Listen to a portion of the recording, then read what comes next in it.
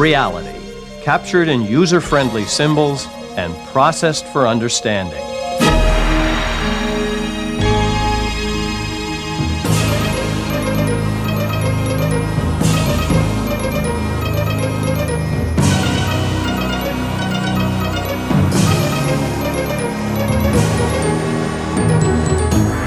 The Idea Channel. It is my great pleasure to introduce to you Milton Friedman. Thank you.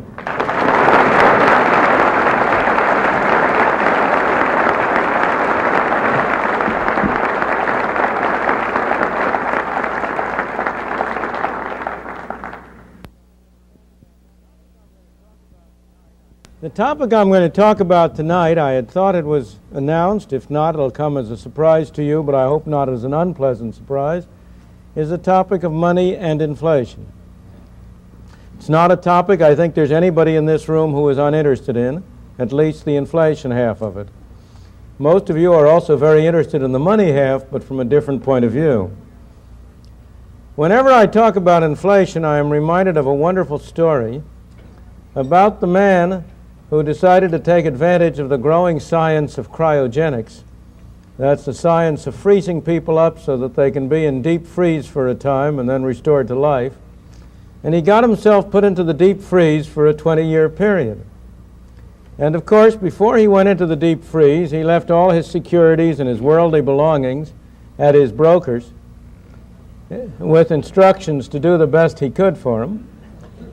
And 20 years later, after the deep freeze had worked, he was unthawed and came out of the deep freeze. And of course, the first thing he did was to run to the telephone to call his broker. And his broker said to him, "Well, you know, you're a millionaire many times over." "Oh, really?" said the man. "What happened to this stock?" And the broker said it went from here to here, multiplied 10 times, 20 times. "What happened to this stock?" He kept on going. But suddenly the telephone operator interrupted. The man was just ecstatic. Telephone operator interrupted and said, "Sorry, your 3 minutes are up. That'll be $250,000 for the next 3 minutes, please."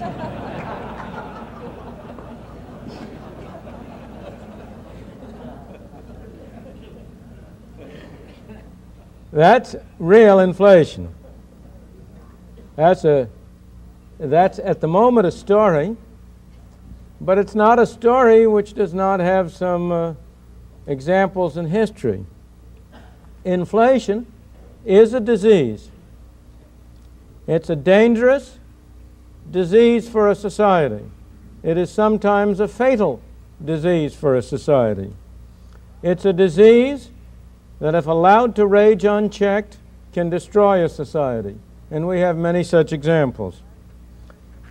The classic examples, of course, are the extreme examples of Germany, of Austria, of Russia, after the First World War, when inflation really did reach levels at which the kind of apocryphal story I told you was a literal description of the reality.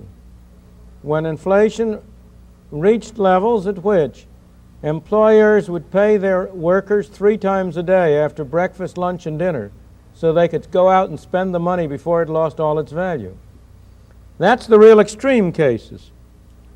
But you don't have to go to such extreme cases to see the enormous harm which inflation left unchecked can do. You have the example in many examples in South America. Brazil, before 1964, was brought down by an inflation that led to a revolution that toppled the existing government in order to stem the inflation.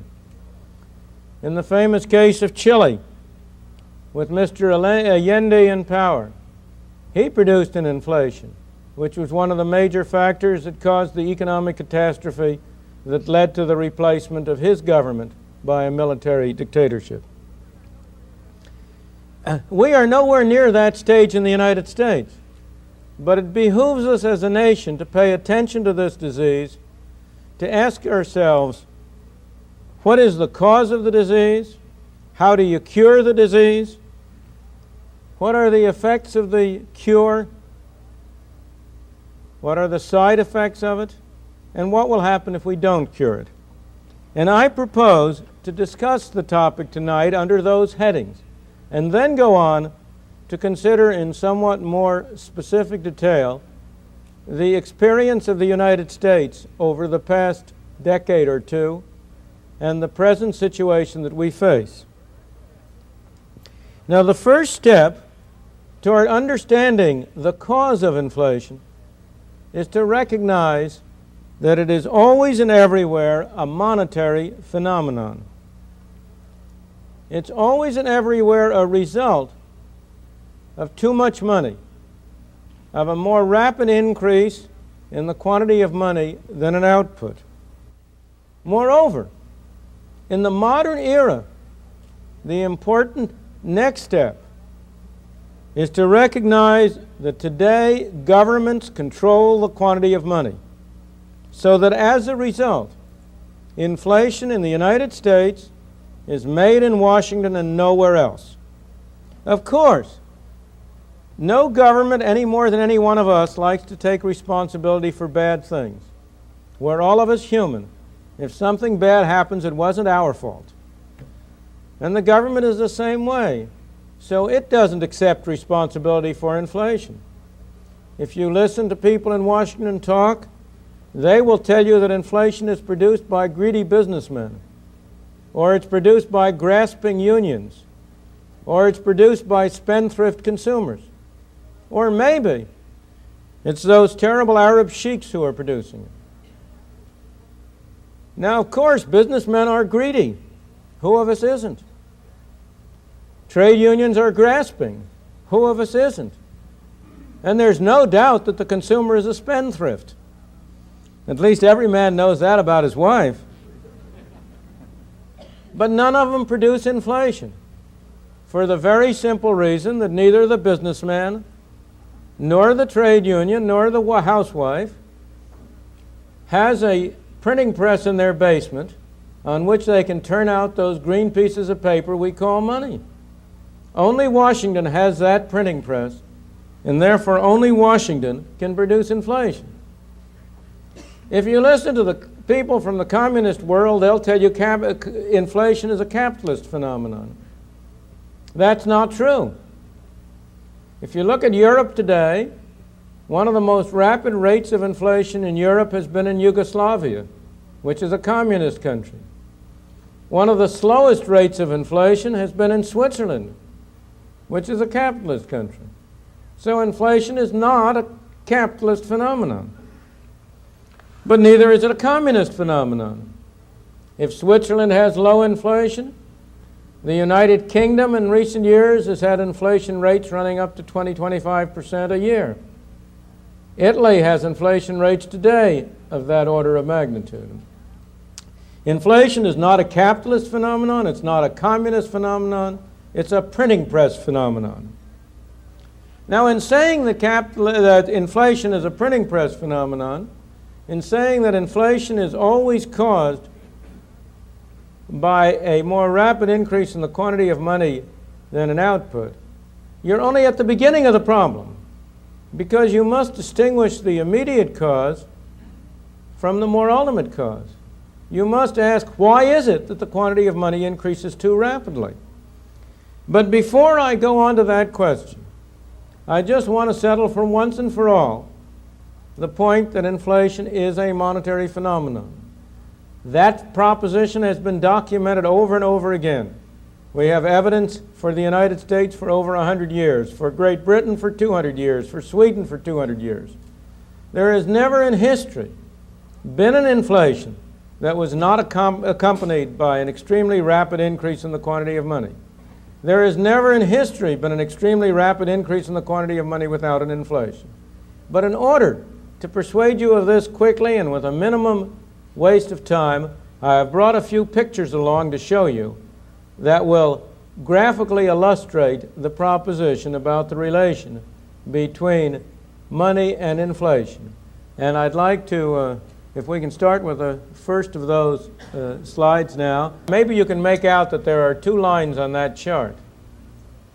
That chart is for the United States, and it covers the 13 years from 1964 through 1976.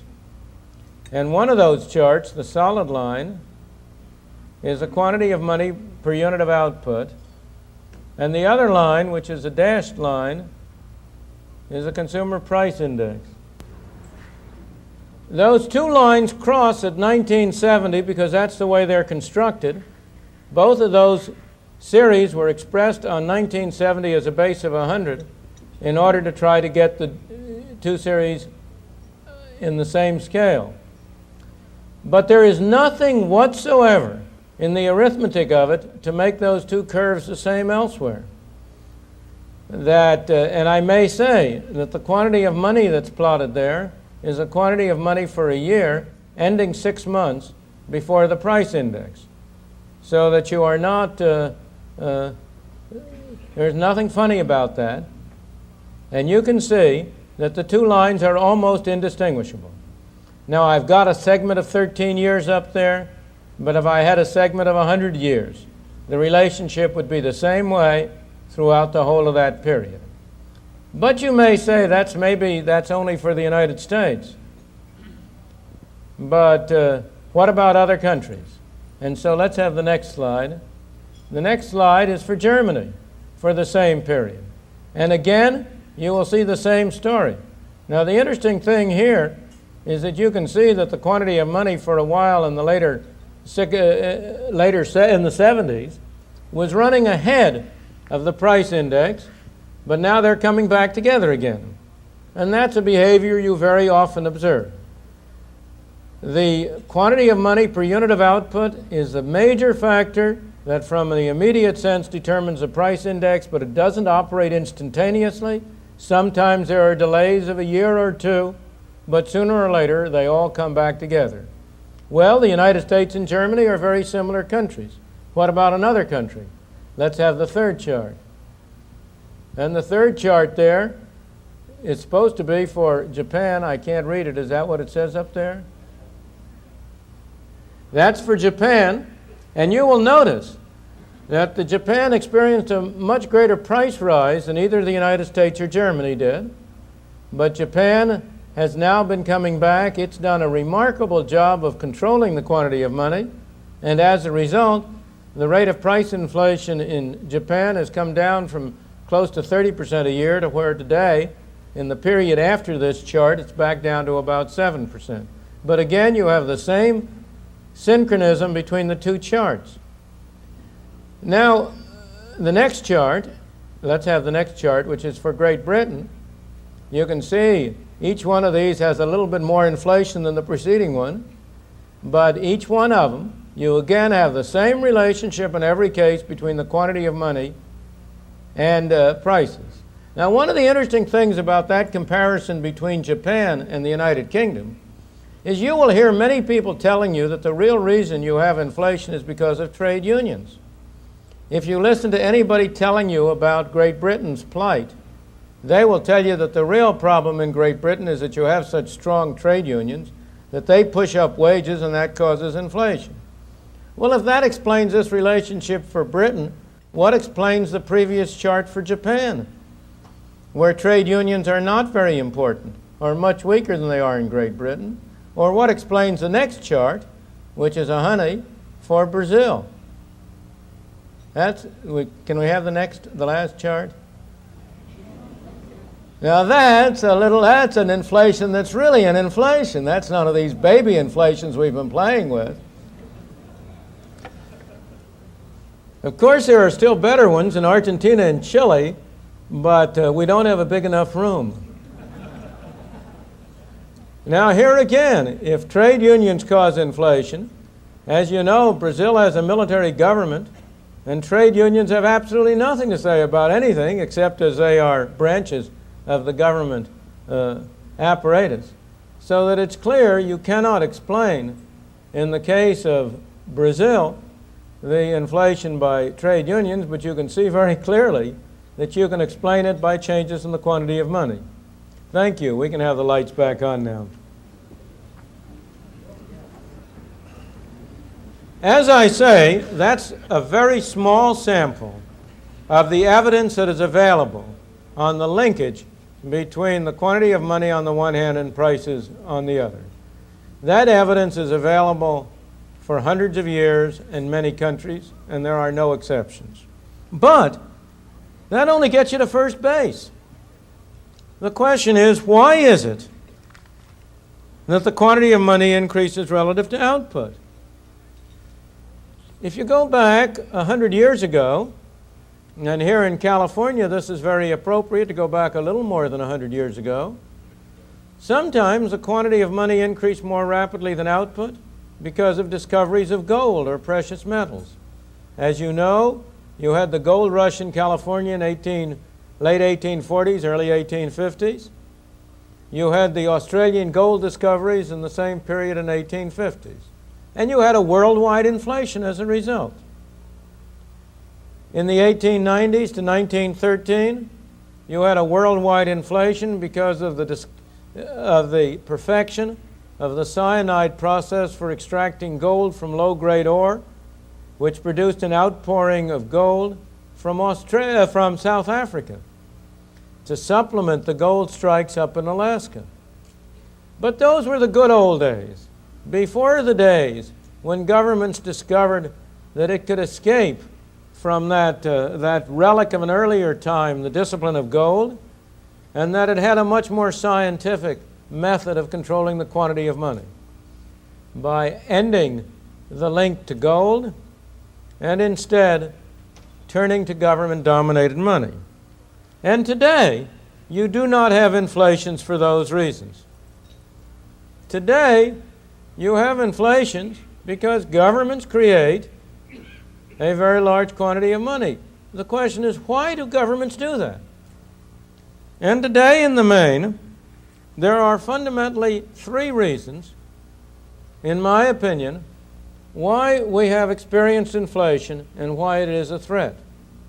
The first, and by far the most important, is in order to pay for government spending. Now, of course, I say the government does this. That's wrong. The government doesn't do it. You do it. I do it. We, the citizen, do it. We tell the people in Washington, we tell our congressmen and our senators and our representatives, we want you to spend more money on us. But we don't want you to put any taxes on us. Oh, no. We don't want you to levy taxes. We want you to spend more, but we don't want you to tax more. There's no way you can do the one without the other. The real tax on the American people is what government spends. If the federal government spends $450 billion and only raises $400 billion in taxes, who do you suppose who pays that other $50 billion? Do you suppose the tooth fairy does? You pay it, and I pay it. And one of the ways we pay it is by the tax which we call inflation. Inflation is, from this point of view, a form of taxation. If government spends more than it takes in the form of things that are called taxes, it has to meet the difference, either by printing money or by borrowing from the public at large. Printing money is a very attractive device because inflation, from the point of view of a person sitting in Congress or in the Senate, is a wonderful tax. He doesn't have to vote for it. Have you ever known of a congressman who got up and said, I vote to impose a tax in the form of inflation of 10% next year? No, sirree. Inflation is a tax which is imposed without representation and which nobody has to vote for. And of course, it's a marvelous tax from the point of view of a congressman trying to meet the demands of his constituents for more spending. Inflation its taxation yields tax revenue in three different ways. It yields it directly. We think of these pieces of paper we carry in our pocket as money, but it would be just as accurate to think of those as receipts for the taxes you've paid. If you pay the government $100 directly in taxes, the government sends you back a receipt. You paid us $100 in taxes. Well, now the beauty of printing money is that the receipt is right straight with the payment of taxes. What you're getting there is not money, but tax receipts. And from the point of view of the government, those pieces of paper, and I'm exaggerating, of course, they're not really pieces of paper. That's only the primitive way of doing it. In our modern age, we do it in a more sophisticated way through using a bookkeeper's pen or a computer instead of having to turn the printing press. It's in the form called deposits, one of the most misleading terms in the human language. When I think of a deposit, I think I put something there and there it is. But you know, when you go into a bank and deposit money, the people behind the counter run as fast as they can to another part of the bank to pay it out over another counter in the form of loans. It's not deposited there. And similarly, when the government sends a check, it may, in effect, be doing the equivalent of printing paper money. I won't go into the details of that process. You will get the right answer if you think of it strictly as printing paper money. So when the government gets revenue from inflation directly in the form of these pieces of paper, it can go out and spend without having gotten taxes from anybody. But it also gets revenue in two other ways. In the first place, with the kind of tax system we have, inflation raises other kinds of taxes without anybody having to vote for it. You might think that if prices go up by 10% and your income goes up by 10%, you're in the same position as you were before. But you're not. You're pushed up into higher brackets of the income tax, and on the average, if prices go up 10% and your income goes up 10%, your taxes will go up 15%. So that the Congress, again, is in a marvelous position. It can vote to lower tax rates when, in fact, taxes are going up. There's a lot of talk in the papers these days and the news these days about the president proposing a tax cut next year. That's pure fiction. Nobody is proposing a tax cut. These much publicized tax cuts of the past few years have not been tax cuts at all. Inflation has raised taxes, and the so-called tax cuts has given back a small part of that to the taxpayer. But the actual taxes the taxpayers have paid have gone up as a result of the automatic effects of inflation. In the third place, the government gets revenue from inflation by repudiating its debt. Many people keep worrying about the government debt. That's not something you should worry about, because the government debt today is smaller, that is the announced government debt, the open and above board government debt, bonds outstanding and the like, is smaller as a percentage of the national income than it was 20, 30 years ago. How can that happen? Every year we have deficits. How can the debt be going down? Because those are not real deficits. They are deficits that have been financed by inflation. Anybody who has bought government securities in the past 10 years has paid the government for the privilege of lending to it.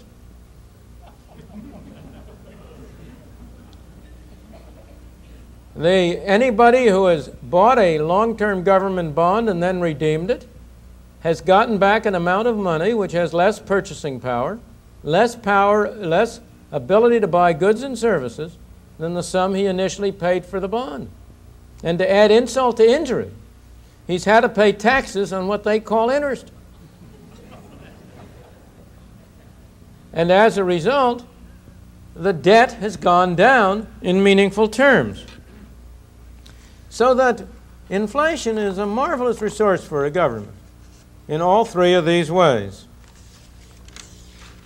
That, as I think, has been the main reason throughout history, not only now, but going back for thousands of years, You know, you had a great inflation during the time of the Roman Empire, when Diocletian was emperor. He did it in a different way. He did it by taking nice, good, full-bodied silver coins and replacing the silver by an alloy that was worthless until there was less and less silver, until one of the history books talks about the ancient denarius, which used to be a full-bodied silver coin, finally having become, in Diocletian's era, little more than a copper coin with a wash of silver.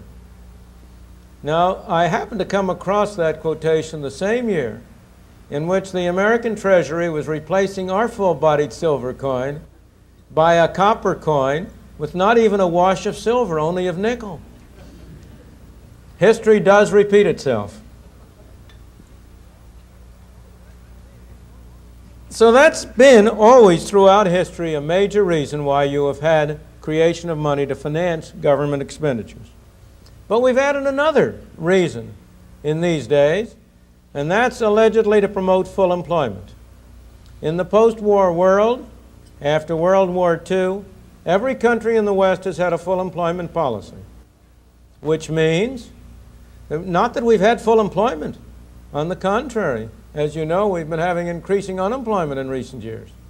But that every time, for quite a period, there was a threat of unemployment or unemployment started to rise, there was a strong tendency by government to say, we've got to do something about this. We have to print more money. We have to spend more money. We have to stimulate the economy. The result of which has been to create an increased quantity of money that in the first instance has had some favorable effects on employment, but only temporarily, only so long as you could fool the people. And then, when people got on to what was going on, it came out in the form of inflation. In the United States, we've also had, and in most countries, a third, less important factor that has contributed to excessive increases in the quantity of money.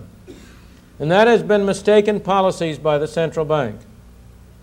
Professor Segan referred to the mistake of the Federal Reserve Bank in the late 20s, early 30s.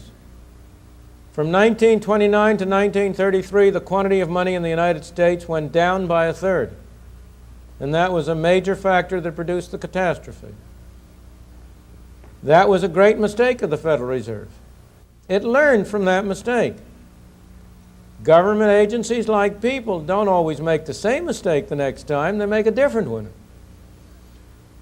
And since that period, the central banks have tended to make the mistake in the opposite direction.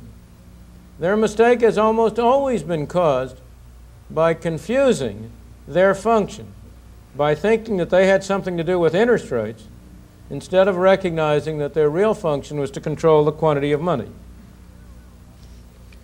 Now, most of you will be inclined to say, well, that's all very well, but aren't there some important things you've left out? Of course, the most obvious thing you would have told me I left out was trade union behavior. But I hope I've already persuaded you that that's not a fundamental source of inflation. Trade unions may do a great deal of harm in a great many ways. Trade unions have done Britain enormous harm, but they are not responsible for Britain's inflation. Higher wages are in the main a consequence of inflation and not a cause of it. And as I say, the examples of these charts I gave you before, I hope, will show that anybody who thinks that's a fundamental cause of inflation had better pause for a bit. But there are two other factors that people are inclined to cite. One is to say, what about international influences? The government is particularly fond of citing this, to say, oh, well, you mustn't blame us for inflation. We've imported it from abroad. There's a worldwide inflation, and how can you expect the United States to stay clear of inflation if all the rest of the countries of the world are inflating? Now, that was a valid explanation before 1971, when we had a worldwide system of fixed exchange rates. In that case, it is true that inflation in one country would tend to spill over into another because it would influence the quantity of money. In that case, it was inflation in America that produced in the United States that produced inflation in many countries around the world, because their currencies were linked through a fixed exchange rate with ours. But today, that explanation is not valid. As long as countries have variable, floating, flexible exchange rates between their currencies, inflation is a national phenomenon and not an international phenomenon. And the proof of that is very simple. If inflation is a worldwide phenomenon, inflation is a worldwide phenomenon, but it's not an international phenomenon. You know, in every country of the world you have too high taxes. But high taxation is not an international phenomenon. It's just that all the nations of the world do it at the same time. In the same way, you have inflation in many countries. But if it were an international phenomenon, how come it's roughly 0 to 1% in Switzerland, 4 to 5 or 6% in Germany, 10% in France, 18% in Great Britain, maybe higher than that in Italy, and so on down the line? No, inflation is a national phenomenon produced by monetary policy and other policies within the countries. Now, the second argument that will be made, you've left out of this picture productivity. In those charts, what was it that I connected with prices? It was not simply the quantity of money. It was the quantity of money per unit of output. And it's true. Anything that increases output will tend to hold down prices. And so it's very common for people to say, well, the real source of inflation is that our productivity has not been increasing as much as it should. Or to say that the real cure for inflation is to increase productivity. Now, productivity is an enormously important phenomenon from the point of view of our standard of life, of how well we live. There's nothing that's more important. If we can get a rate of real growth of 3% instead of 2%, that will make a great difference over a period of time. And I don't doubt that one of our national problems is a fall off in the growth and productivity.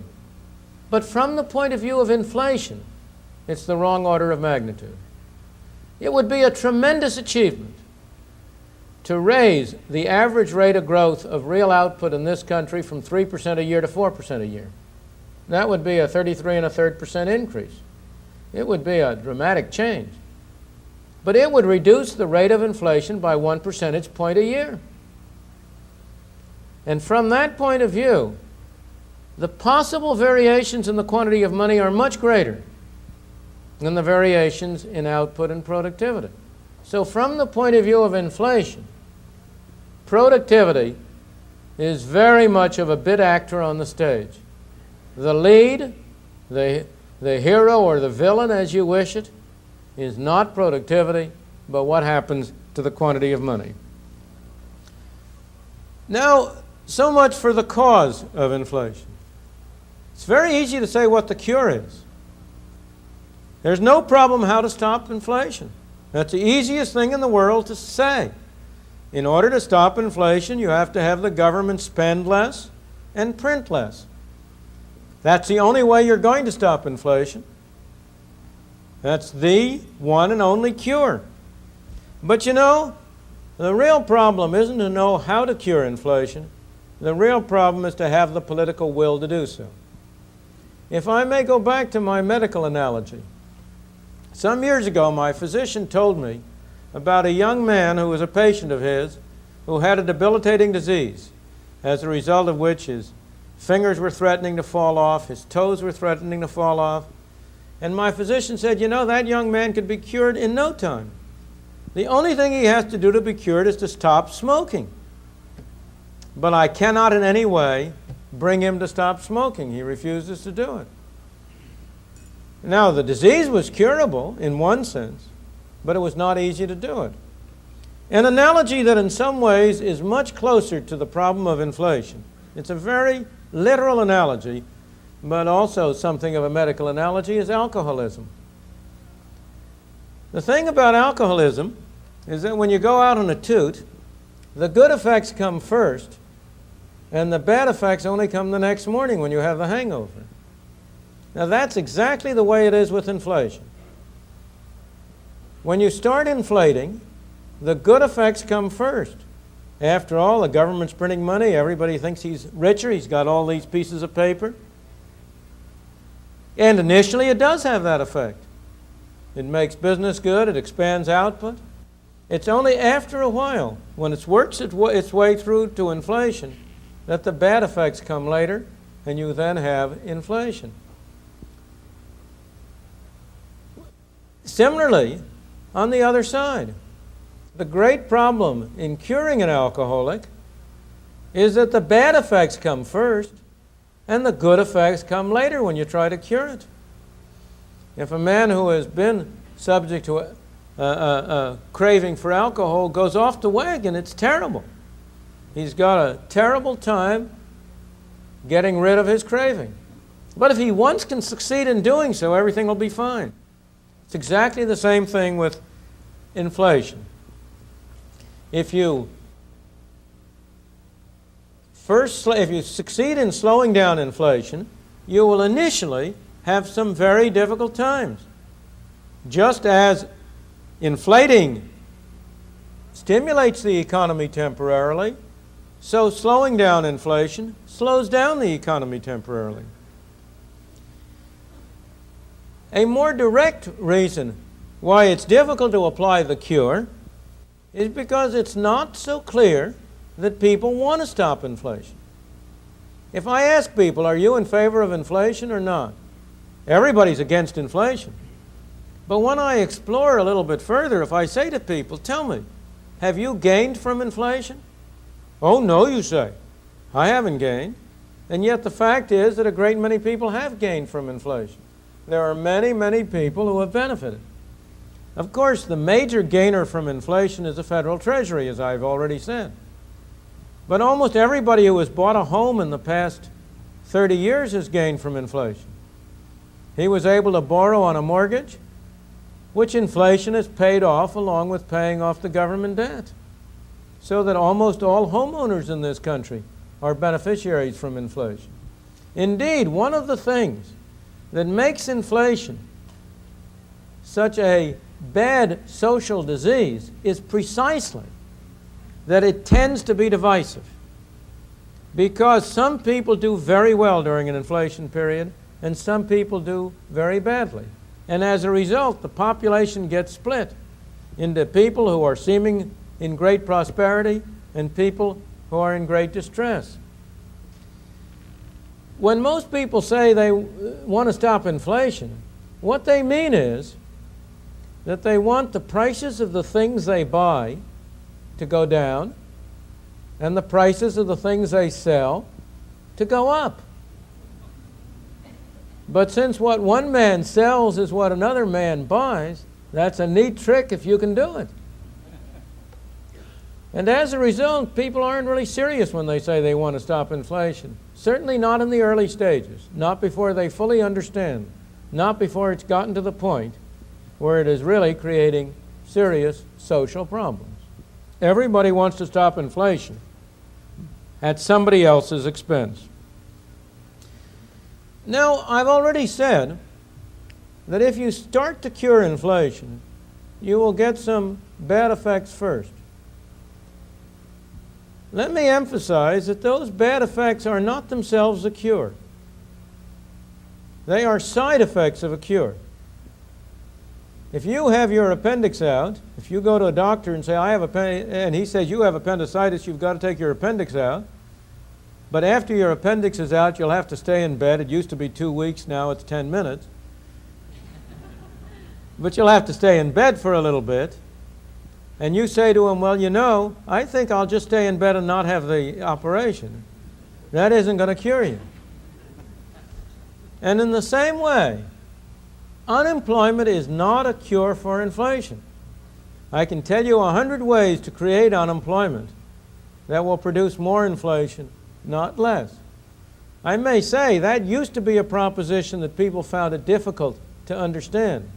But the experience of the past 10 years or so has done a great deal to make people understand that it's perfectly possible to have unemployment and inflation go along simultaneously. In fact, we've coined some ugly new words like stagflation and slumpflation to try to explain this phenomenon. Well, I shouldn't say to explain it, to name it. So unemployment is not a cure for inflation, but it is an almost inevitable side effect of an effective cure. Now, why should that be? Why is it that there seems to be no way to cure inflation without going through at least a temporary period of relatively slow growth and relatively high unemployment? The answer is fundamentally because of the time delays between the turning of the printing press and the ultimate effects on output and on prices. Both ways you produce the same result. Look on the upgrade. Suppose the government first prints money and spends it to pay for its expenses. To begin with, the people who find themselves doing better business don't know what the explanation is. Government is paying more money. Its employees have better salaries. They're coming to the store and buying more goods. The storekeeper is delighted to sell them at the same prices as before. Each man thinks this is something special happening to him. The shoe manufacturer says, look, I can sell more shoes. The demand for shoes is going up. He doesn't recognize that what's really happening is that demand is going up everywhere. And then not only is the demand for shoes going up, but he's going to have to pay more to get labor. He's going to have to pay more to get leather. He's going to have to pay more to produce his product. But when that shows up, when after a while he finds out that his costs are up, then he suddenly discovers that he has to raise his prices to make both ends meet. And that's why, on the average in the United States over the past 100 years, an increase in the quantity of money has taken about 5 or 6 months to affect people's spending. The first thing that happened is people just have bigger bank accounts. Then it takes them a little while to realize that, and they start spending it. And then it's another 12 to 18 months before that works through into prices. So on the average, over the past 100 years, and in Britain it's been for 200 years. I say 100 years because that's as far back as our data go in the United States. There's been about a 2-year interval between a more rapid increase in the quantity of money on the one hand and the inflationary effects of it on the other. But the same thing happens the other way. If the government slows down its spending, in the first instance, people simply experience that as slower demand for their products, and they tend to retrench. They tend to say, well, my inventories are going up, I better cut back production. It's only after a considerable interval that that's reflected in lower prices or in a slower rate of increase in prices and works its way through. So there is no way that I know to avoid the interim effect of slowing down inflation. In the long run, there is no relation between inflation and unemployment, on the average. Suppose a country gets accustomed to 10% inflation. That's perfectly livable. That's something people can get along with. What will happen? Everybody will know that it's going on. All wages will automatically tend to go up by 10% more a year than they otherwise would. All prices will tend to go up by 10% more. Instead of interest rates being 5%, they will be 15%. Everything will get adjusted to it. And we have a great deal of evidence that the average rate of inflation over a period of time has no relationship at all with the average rate of growth or the average level of unemployment. The thing is that only surprises matter. It isn't inflation that produces a stimulus. It's only higher inflation than you expected. It's only the surprise. If you get adjusted to it, it doesn't do any good. It's just like, again, alcoholism and drug addiction. When a fellow first gets started on drinking, all it takes is one drink to make him happy.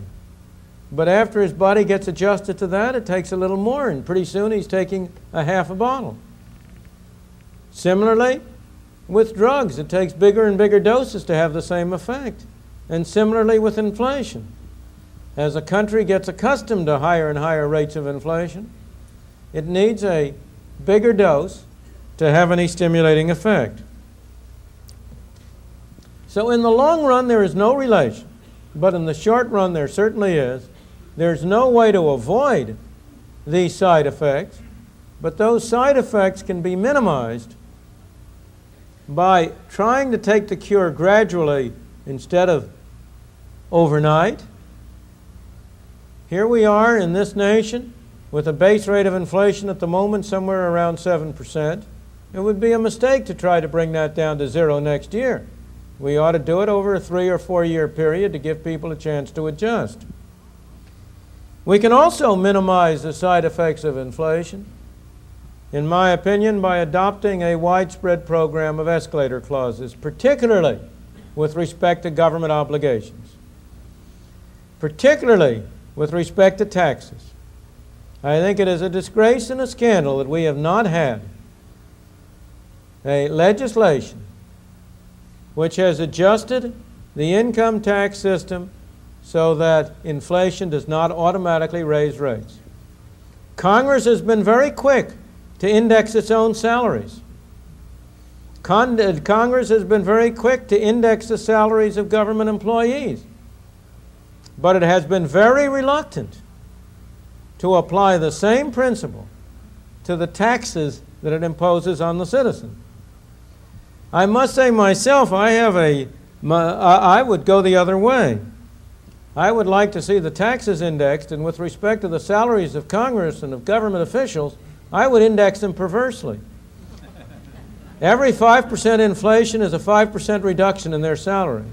And I assure you, if you did that, you'd cure inflation real fast. One more general point. What if we don't cure inflation? We have no good choices. If we don't cure inflation, if we continue at high rates of inflation, we'll also have high unemployment. And one of the main reasons is because of the false cures that will be attempted.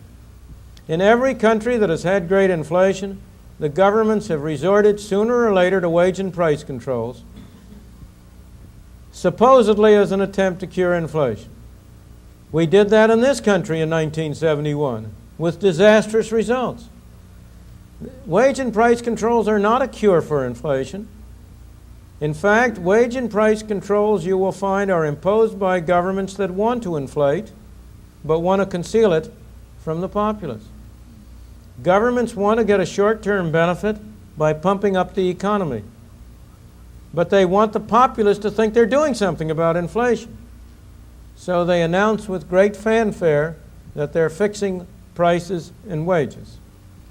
But the result is only to hold down, to conceal the inflation for a year or two and then have it blow up, which is, of course, exactly what happened after 1971. In light of this background, I come to the final point I want to make. I think it's very instructive to look at recent U.S. history. Our inflation really started in the post-war period in the 1950s. In the 1950s, we first had a very substantial inflation during the Korean War, and then after that was over, we had a creeping inflation. It was an accident that 1950s inflation didn't continue and grow from that point on. But we had a political accident. We had a non-political president who was willing to risk the election of his vice president in order to stop the inflation. Mr. Eisenhower was willing to take the unpopular measures that stopped inflation, that put us back on a non-inflationary source, by approving measures that led to to a series of recessions in 1958 and then in 1960 by holding down government spending, holding down government money creation, so that from an inflation rate, which at that time was regarded as terrible, of 3.5%, it was brought back to essentially zero. Our real inflation started in the early 1960s, when John F. Kennedy inherited this windfall of a non-inflationary environment as a result of President Eisenhower's policies. And from 1960 on, we have been on a roller coaster. We have been going up in inflation, we have been coming down. We've been going up, and we've been coming down. Every time we go up, there's a great outcry, we have to do something about stopping inflation. And so we tend to step on the brakes. That tends to produce a downturn. But the moment unemployment starts going up, there's an even bigger outcry. We have to do something about the unemployment. So we reverse and step on the accelerator instead of the brake, and we're off again. But this roller coaster is around an upward level. It's not been on the level. Each peak has been higher than the preceding peak. Each trough has been higher than the preceding trough. In 1961, the lowest rate of inflation at that time was 1%.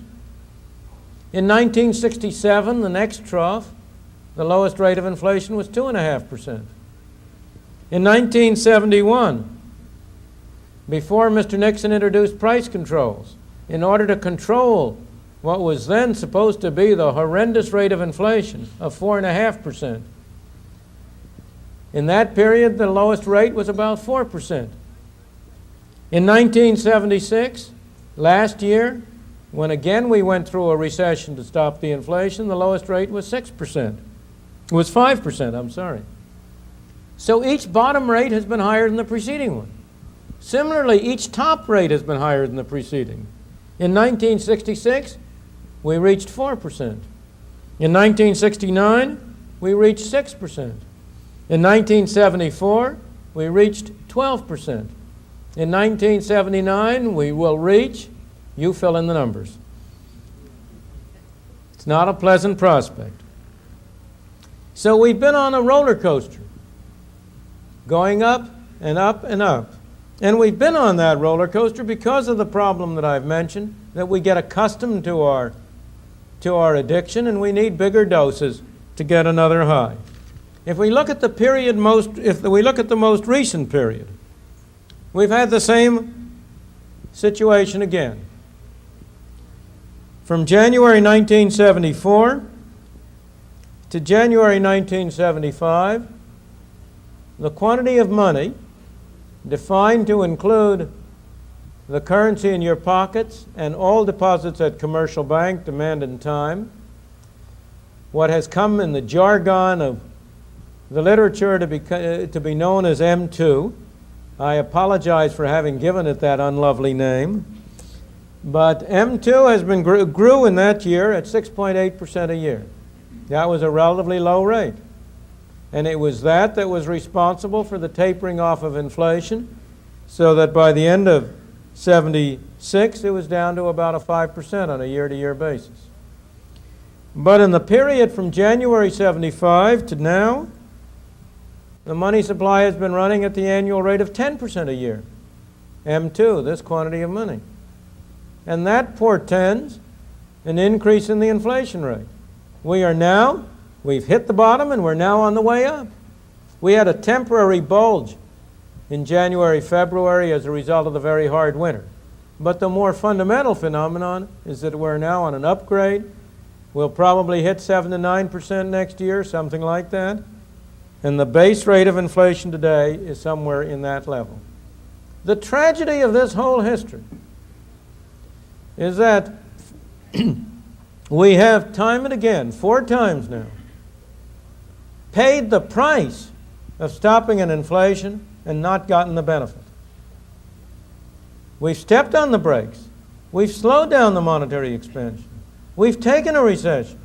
We've had unemployment. And then just as inflation is starting to taper off, we throw the whole ball game away by going to the races again with the printing press.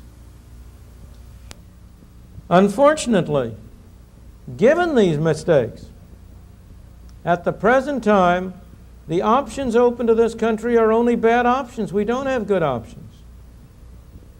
If you were sitting in at the Federal Reserve Board and deciding on monetary policy, you mustn't suppose you'd have anything good you could do. Whatever you do is bad. Given the amount that you have now of money that has now been pumped into the economy, you have only two bad choices.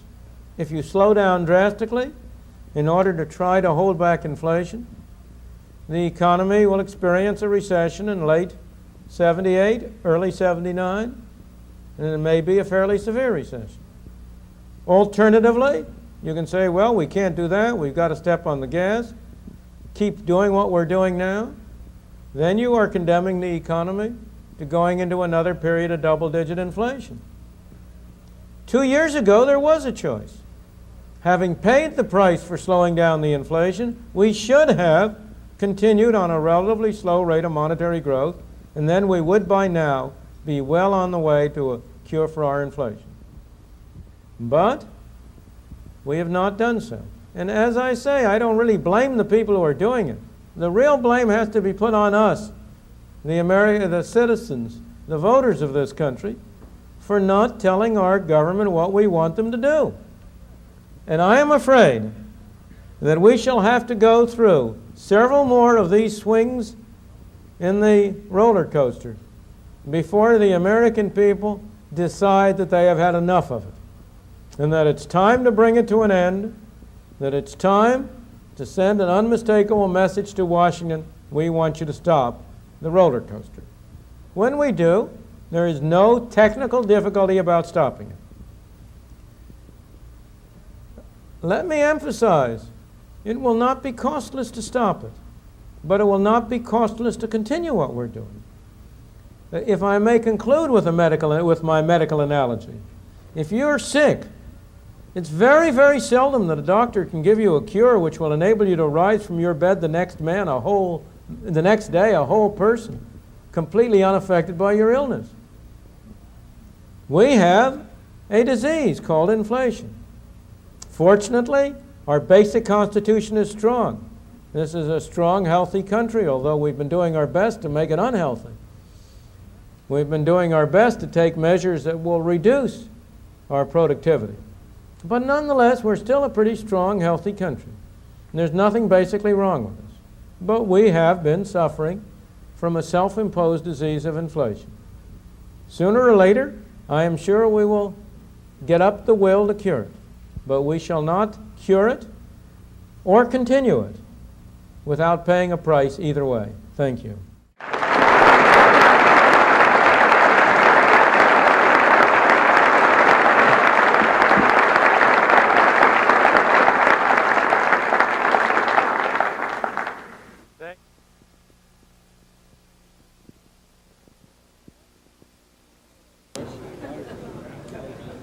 Dr. Friedman, if you were advising President Carter, would you advise him to work through the Federal Reserve or through Congress to implement your recommendation?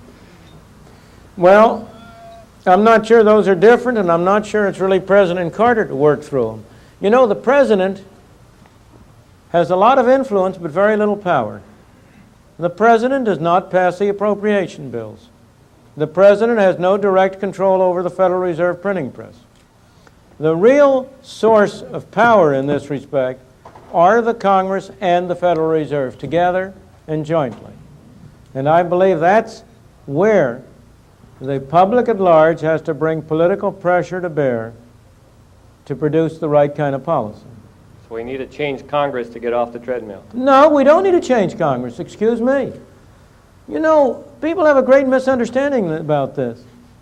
People in Congress are in a business. They're trying to buy votes. They're in the business of competing with one another to get elected. The same congressman will vote for a different thing if he thinks that's politically profitable. You don't have to change Congress. People have a great misconception in this way. They think the way you solve things is by electing the right people. It's nice to elect the right people, but that isn't the way you solve things. The way you solve things is by making it politically profitable for the wrong people to do the right things.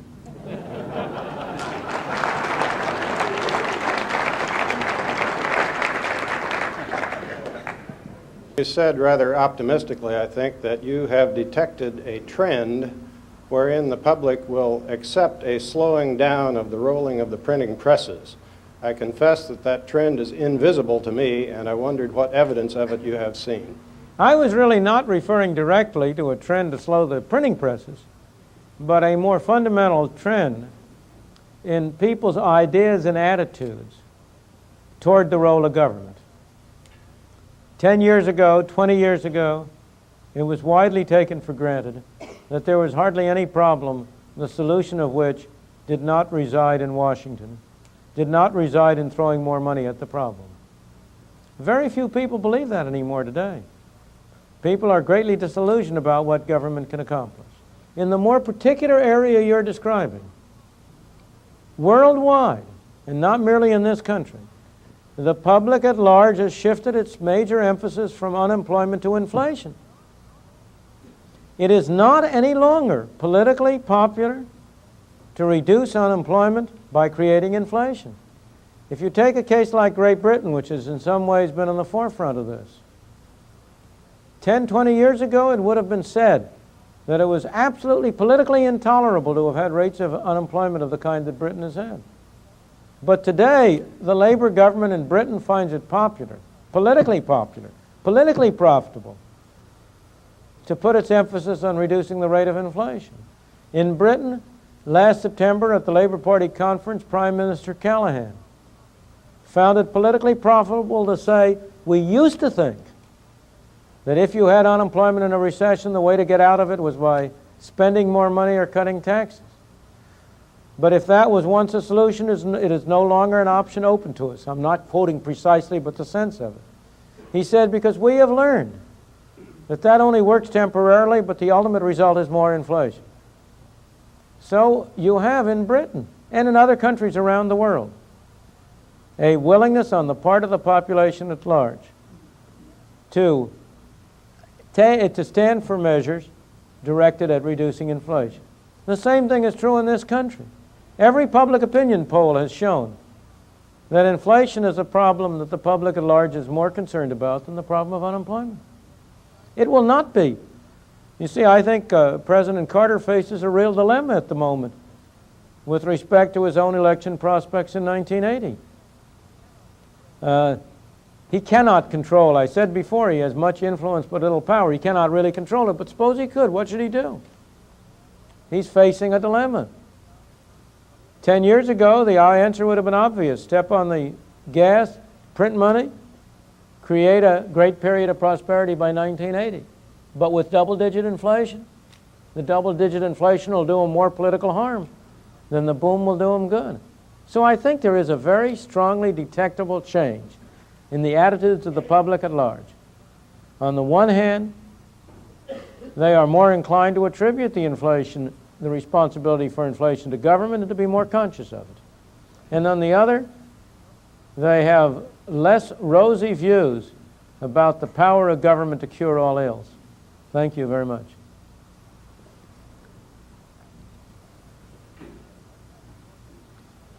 Let's have some more people come up here to increase our inventory in process.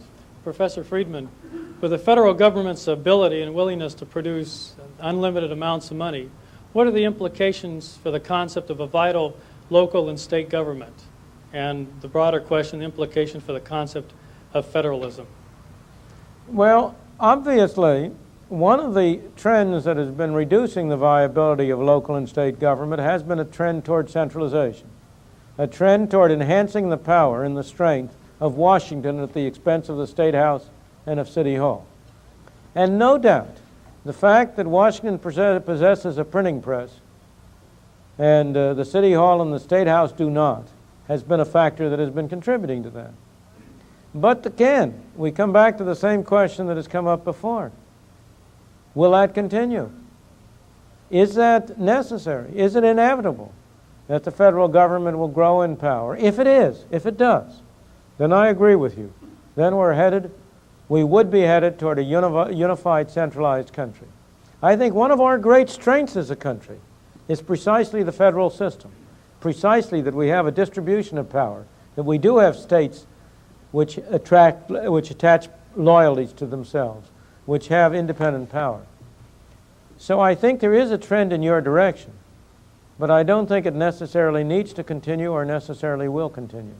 As a member of a government agency, do we do ourselves a disservice by quickly pursuing federal grants and funding to meet our needs when often those grants are not our priorities, but just where we can get matching money?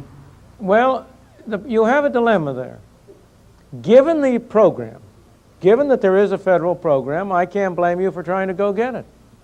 And yet I think sooner or later the public will wake up to the idea that they really aren't doing themselves any favor by sending $1 to Washington and getting 80 cents back. That's been the experience. What we have had, it's a great defect of the centralization. And it's very hard to understand why people allow themselves to be fooled.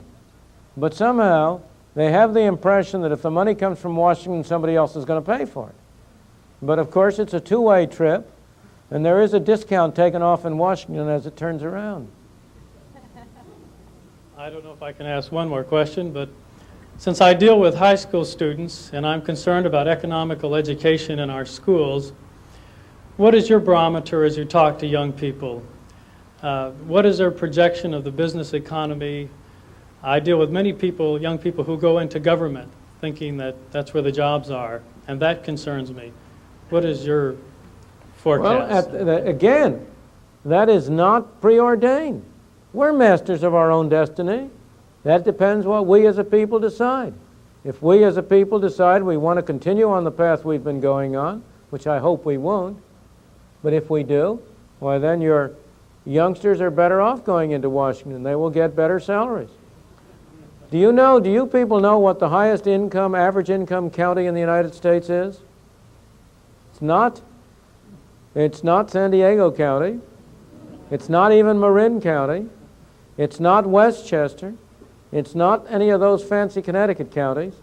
It's Fairfax County in Virginia, the bedroom of the Washington civil servants. That's the highest average income county in the country.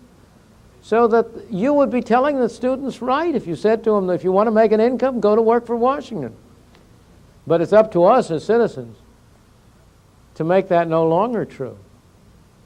Thank you. Yes, sir. Yes, ma'am.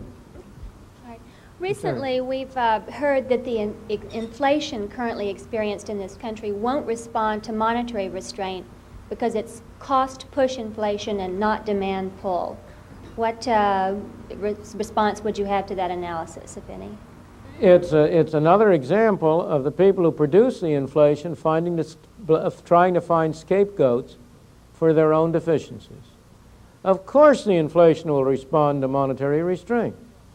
There is no such thing as cost-push inflation, except in the form of the delayed effect of monetary inflation. If you have a monetary inflation that starts to push up prices, it tends to hit retail and wholesale prices first, the prices you and I pay. It's only later that it works its way through costs. But then costs fall behind prices, and there's a make-up period. And during that period, you have what looks like cost-push inflation. But there has never been an inflation in history that didn't respond to monetary restraint. If you look at American experience, it responded to monetary restraint. If you take that roller coaster I was telling you, on each occasion, the slowdown in the rate of inflation was preceded by a slower rate of monetary growth. And you have much more dramatic examples of that. Most dramatic example from American history of how inflation responds to monetary restraint was one that was once dug up by a student of mine when he was writing a dissertation on inflation in the Confederacy during the Civil War. And in the later parts of that war, you know, the South financed the war almost entirely by printing press money. And the rate of inflation during the Civil War in the South, I don't know, got up to something like 4 or 5% a month or more. But at one point in the later part of the war, the Northern Army overran the place in the South where they were printing money. And for 2 weeks, the printing presses couldn't operate. And lo and behold, within 2 weeks, the inflation stopped. And you've got many, many examples like that. So that what you can say to people is they're kidding themselves. Yes, sir. I've been rereading James Buchanan on the monetization of the debt. Yes. And his conclusion that we can't possibly reduce the debt because of the depression effects that would result. In other words, we're stuck with it forever. What's your opinions on that? Well, which debt are you speaking of now? Are you speaking of the funded debt, the bonds? The funded debt. The funded debts, we've been reducing it every year. It's much smaller now in real terms, No, in real terms. divided by prices or divided by income than it was right after World War II. And how have we been reducing the debt? By monetizing it, by paying it off through inflation. Now, when you come to the unfunded debt, there's $3 trillion or more of obligations under Social Security and other programs. That's a much more difficult task. I think I may say, if you'll pardon me for a digression here for a moment, that those fiscal conservatives who keep their eye on balancing the budget and on the debt are making a great mistake. And in fact, that they have been the handmaidens of the big spenders. What has happened over and over again is that the big spenders get off and start spending money. This produces a deficit. The fiscal conservatives scratch their head and say, my God, we got to do something about that deficit. So they go to work and raise the taxes to pay for the deficit. And as soon as they get the budget balanced again, the big spenders are off for the next lap. And the so-called fiscal conservatives have turned out to do the dirty work for the big spenders. As I said before, keep your eye on one thing and one thing only, how much government is spending. Because that's the true tax. Every budget is balanced. There is no such thing as an unbalanced federal budget. You're paying for it. If you're not paying for it through it in the form of explicit taxes, you're paying for it indirectly in the form of inflation or in the form of borrowing. The thing you should keep your eye on is what government spends. And the real problem is to hold down government spending as a fraction of our income. And if you do that, you can stop worrying about the debt. I have two very different questions, but first I wonder if you'd comment on an assertion with regard to your theory on the political process. It seems to me that the incumbents who disagree with you and with me are one step ahead of us, and they're so carefully insulating themselves in the political process by giving themselves vast perquisites and benefits of incumbency. So we have people voting for their re-election not on the basis of their policies or their issue positions or their votes, but whether or not they're being serviced in their district, which is a vastly different situation than it was years ago. Yeah. Well, that may well be true. I do believe that, I agree with you, that incumbency is an enormous advantage these days, that the drive, of course, for governmental financing of elections is really a drive to strengthen the power of incumbents and make it more difficult for anybody to challenge them, that the election, what was the bill that was passed about campaign financing, limiting private funds, was also a major step toward increasing the advantages of incumbency. But I nonetheless believe that if the public at large feels strongly enough about a subject, Congress will listen and act in accordance with it. And aren't some of the same people who feel strongly about this, the same people who are so cynical and skeptical of the political process, therefore taking themselves out of the voting process? I'm not sure whom you're referring to at this stage. The people who don't vote? Well, I'm talking about, we see more and more people becoming disenchanted who believe strongly in the free market, who are just giving up. You see, no matter who I vote for, the policies continue. And as they take themselves out of the political process, we're left with a proportionally larger share of the Well, other. but there's more than one way to make themselves effective. I understand your point. And I would say that the most encouraging move I've seen around is one which started in this state. And that is a move to take the total budget out of the hands of the elected representatives and determine it through a constitutional amendment. That was a Proposition 1 fight that was started here 5 years ago. Unfortunately was defeated. Yeah. But I am very much encouraged by the strength which the movement for such amendments around the country and at the federal level is the strength which it is gaining. As you know, last year Michigan had a similar proposition on its ballot, and it was defeated too. It's very interesting to compare the propaganda that was put out in California and Michigan 5 years apart on the same proposition. It was the same propaganda, financed and fostered by the same groups, primarily the State Education Association, making the same kind of misstatements about the proposition, and in both cases with considerable success. But in both those states and in a considerable number of others, there is a grassroots movement that is growing, and that I think we are going to see in the next 4 or 5 years at least a half a dozen states adopt tax limitation or spending limitation amendments of that kind. In addition, on the federal level, the Southern Governors Conference a few years ago had a task force which drew up a federal amendment to limit federal spending. That task force was headed by Governor James Edwards of South Carolina. Unless I am mistaken, the Southern Governors Conference has endorsed that proposal. There are various congressmen and senators who have introduced similar budget limitation amendments in Congress. So I think that there is a strong chance that we have a movement underway which will give people something to vote for that they think will be effective, over and beyond voting for particular individuals. Dr. Friedman, part of the twofold cure you suggested tonight would be a reduction of government spending. What areas of government spending would you suggest are most amenable to reduction? Every area. I think that the only way to reduce government spending is across the board. Cut every single appropriation, first year by 10%, the next year by 20%, and just keep going. You know, why do you want to choose? No, the reason I ask that is it seems to me that if higher unemployment is a short-term side effect of your inflation cure, then welfare costs are going to go up as a result. Well, that depends on, you see, the problem you're raising is the following one. Every one of us would like to reform a program. But if you try to achieve a reduction in spending via reform, you won't get it.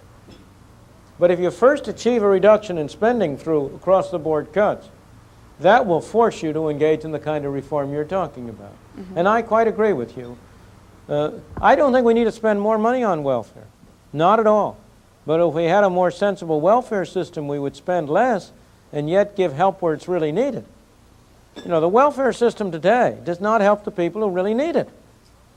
If you take the total amount of money which the government is now spending on programs labeled as poverty programs to help the poor, and calculate how much that amounts to each person who is designated as poor, it turns out that if they were getting it, they would be among the rich people in this country. But of course, they aren't getting it. It's going to lots of other people. So I agree with you that a temporary increase in unemployment, as in the process of curing inflation, might very well cause an increase in some kinds of expenditures on the welfare side. But I think that that is not inconsistent with cutting expenditures in general. Also, what is your opinion of consumer protection legislation as it affects economic freedom? Well, most consumer protection legislation is not consumer protection legislation. It's the enacting into the laws of the prejudices of a small group of people who have organized themselves into an effective lobbying group. Is the consumer really being protected by having somebody else decide for him whether he may use saccharin or not? He's not being protected, he's being hurt. You know, the most anti-consumer measures on the books that have been taken in recent months have been the imposition of quotas, or their equivalent, voluntary restraints on the imports of TV from Japan and of shoes from, I think it was Taiwan. Did you hear any of these consumer protection agencies get up and protest about that? Where were they when we really needed them? I think that there's the most effective protection the consumer can get is free competition. If you really want to have a pro-consumer protection move, then you ought to join yourself with other people in promoting free trade.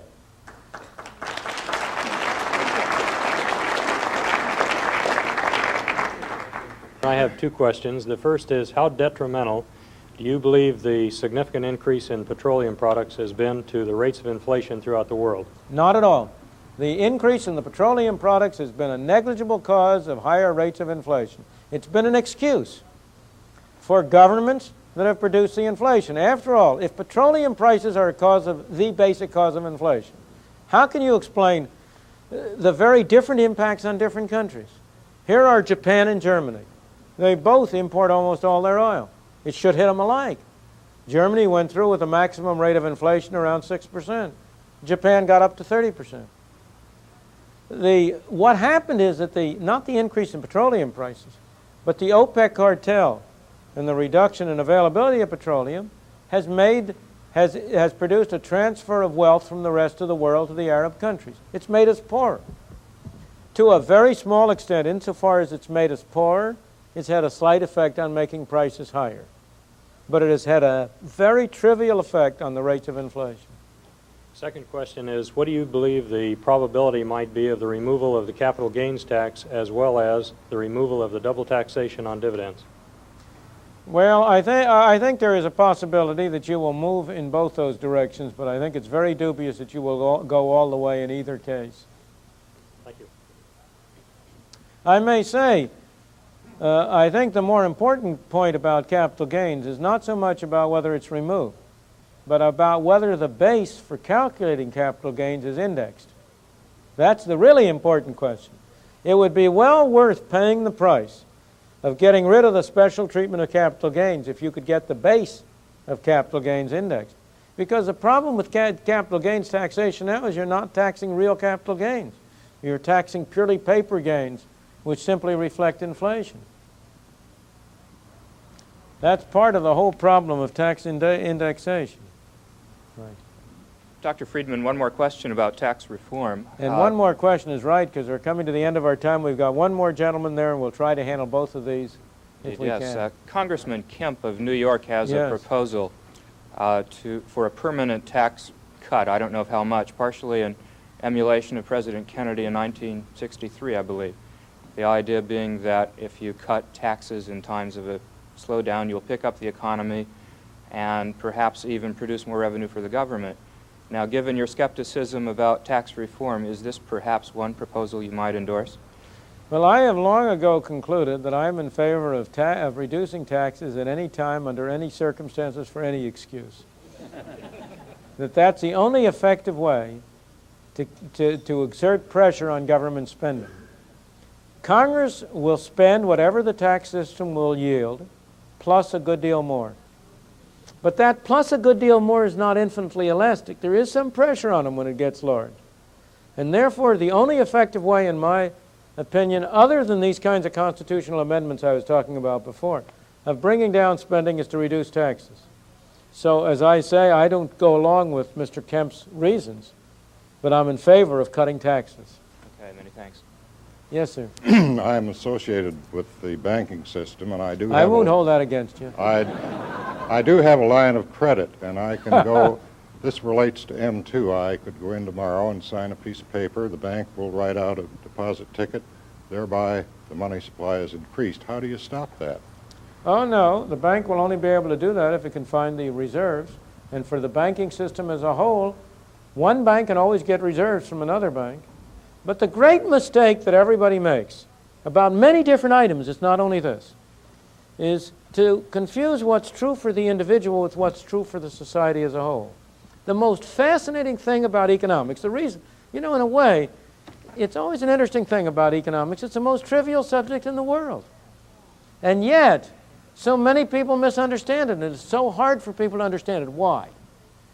I believe a major reason is because almost every interesting economic proposition has the following characteristic. What's true for the individual is the opposite of what's true for everybody together. It looks to you as if you can decide how many pieces of paper you carry in your pocket, how much cash you have. It looks to you as if you can decide how much deposits you have. It's true, you can. But to everybody together, it's a game of musical chairs. The Federal Reserve determines the total quantity of money, and then it's shared out among the people. Your bank can increase its deposits. by attracting reserves away from another bank, but that puts pressure on another bank to contract. The total amount of reserves will set a limit to it. Let me give you some other examples. It looks to you when you go to the store and you see an object offered for sale as if the price is fixed and the amount available to you for you to buy is indefinite. If you want to buy 2 pairs of shoes at that price, you can buy 2 pairs. 3 pairs, you can buy 3 pairs. To the whole country together, there are a certain number of pairs of shoes available at the moment. And the price is what's free to move up or down to equate the number of pairs of shoes people want to buy to the pair available. You try this out. On almost every proposition, what's true for the country as a whole is the opposite of what's true for the individual, and that's equally true with the proposition you're presenting. Who gets there first, then? What's that? Sort of depends on who gets there yes, first. Yes, it does. Yeah. It does, very much so. Thank you.